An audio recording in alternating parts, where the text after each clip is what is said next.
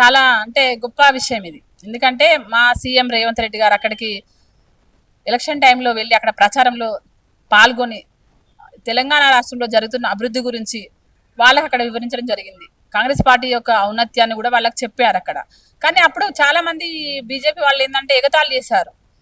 మేమేదో ఇక్కడ తెలంగాణ రాష్ట్రం లోపల పథకాలను అమలు పరచట్లేదని అక్కడ ఏదో అబద్ధాలు చెప్తున్నాం అనేసి ఎన్నో అబండాలు వేసిళ్ళు. నేనేమంటున్నా అంటే బీజేపీ వాళ్లకు సౌత్ మీద ఎప్పుడు కూడా సవతల్లి ప్రేమ తప్ప అసలైన తల్లి ప్రేమ ఏనాడు చూపించలేదు.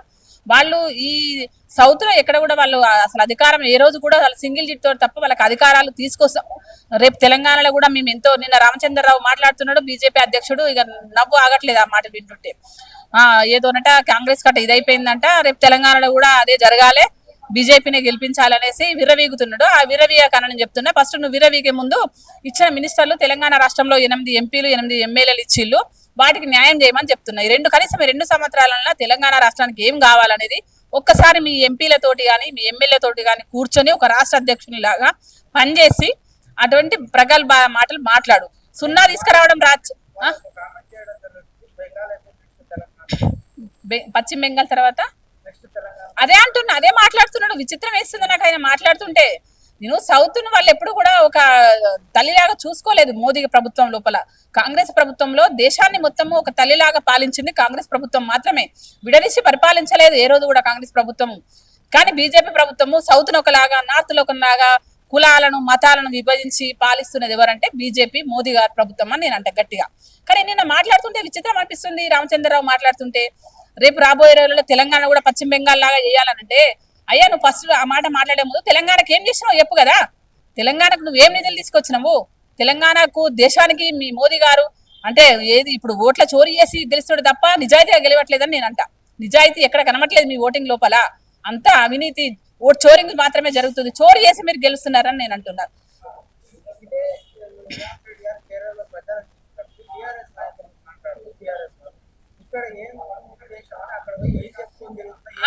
ఇప్పుడు ఇప్పుడు ఏ ముఖం పెట్టుకొని మాట్లాడతారు బీఆర్ఎస్ అంట. బీఆర్ఎస్ కావచ్చు బీజేపీ వాళ్ళు కావచ్చు, ఇప్పుడు ఏ ముఖం పెట్టుకొని మాట్లాడతారు? మా సీఎం గారు చెప్పింది 100% కరెక్ట్ కాబట్టి ఈ రోజు అంత విజయం సాధించడం జరిగింది. అక్కడ సింగిల్ డిజిట్ అక్కడ బీజేపీ వాళ్ళు. మరి మీకు అంత ఇది ఉంటే దమ్ముంటే ఎందుకు మరి కేరళలో మీరు గెలవలేకపోయిల్లు? కనీసం కొన్ని సీట్లు కనీసం డబుల్ డిజిట్ కూడా మీరు సంపాదించలేదని నేను మాట్లాడుతున్నా. మీరు అంత మంచి పరిపాలన అయితే మీరు సౌత్ నొక నార్త్ నొక విధంగా చూడకపోతే మీకు ఇవాళ కేరళలో ఎందుకు మీ ఓటు శాతం పెరగలేదని నేను అడుగుతున్నా. మాకు ఓటు శాతం ఎంత దేశం లోపల ఓటు శాతం అనేది కాంగ్రెస్ పార్టీకి ఖచ్చితంగా ఉంది. మీ ఓటు చోరీ వల్ల మేము ఈ రోజు వెనకంజలో ఉండొచ్చు కొన్ని రాష్ట్రాలలో, కానీ సౌత్ లో కర్ణాటక, తెలంగాణ, కేరళ, తమిళనాడు ఖచ్చితంగా కాంగ్రెస్ పార్టీయే ఉంటుంది. మేము చేసిన అభివృద్ధి పథకాలు ఏవైతున్నాయో తెలంగాణ రాష్ట్రంలో అమలు చేసిన పథకాలు అయితే ఏవి ఉన్నాయో మా పక్క రాష్ట్రాలే కాబట్టి ఖచ్చితంగా వీటిని అవలంబిస్తారు. వాళ్ళు వీటిని తీసుకుంటారు. ఇలా తీసుకున్నారు కాబట్టి ఈ రోజు అక్కడ కాంగ్రెస్ విజయం సాధించగలిగిందని నేను అంటున్నాను. ఖచ్చితంగా ఉంది, కర్ణాటకలో ఉంది, కేరళలో కూడా ఉంది. ఖచ్చితంగా మా తెలంగాణ ప్రభుత్వం యొక్క పాత్ర ఖచ్చితంగా ఉంది. ఇక్కడ ఉన్న పథకాలు కావచ్చు, ప్రభుత్వ పనితీరు కావచ్చు, అక్కడ వాళ్ళు చూసిళ్ళు, పక్క రాష్ట్రాలు కాబట్టి చూసిళ్ళు కాబట్టి మాకు గెలుపు ఈ రోజు అక్కడ సాధ్యమైందని నేను అంటున్నాను.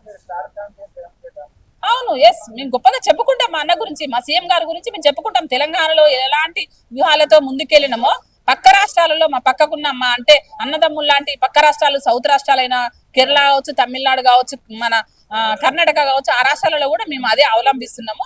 ఖచ్చితంగా తెలంగాణ రాష్ట్రాన్ని వాళ్ళు అభివృద్ధి విషయంలో మేము తీసుకెళ్తున్నాం కాబట్టి దాన్ని వాళ్ళు చూసి ఈ రోజు అక్కడ ఓటు శాతం కాంగ్రెస్ పెరిగిందని నేను గొప్పగా చెప్పుకోగలుగుతాను.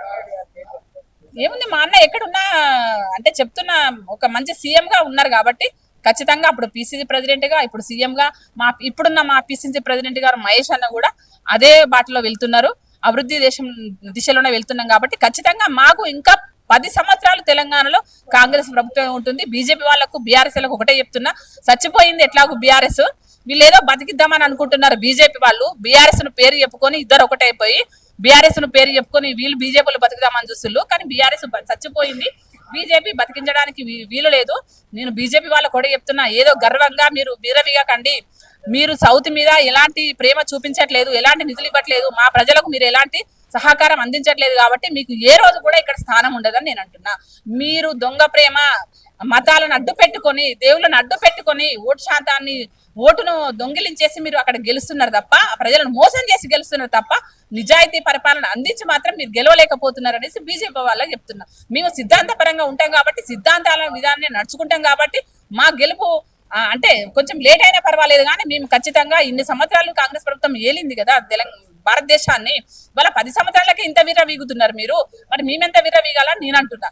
ఆఫ్టర్ ఆల్ 10 సంవత్సరాలు మీ బీజేపీ ప్రభుత్వం అక్కడ పనిచేస్తున్నంత మాత్రాన మీరు ఇంత ఓటు చోరీ చేసి ఇంత అవినీతిగా మీరు ప్రజలను తప్పుదో పట్టించి గెలిచినది ఒక గెలుపుగా అన్న నేను అంటున్నా. మేము నిజాయితీగా ఉన్నాము. భారతదేశంలో ఉన్న అన్ని రాష్ట్రాలకు సమానమైన హక్కులు కావచ్చు, అవకాశాలు కావచ్చు, అభివృద్ధి కావచ్చు అందించింది కాంగ్రెస్ ప్రభుత్వం హయాంలో. కానీ ఇప్పుడు మీరు విభజించి పాలిస్తున్నారు కాబట్టి మీకు ఏ రోజు కూడా ఇక్కడ స్థానం దక్కదని నేను ఖచ్చితంగా చెప్పగలుగుతాను. Subscribe us and press the bell icon for more interesting updates.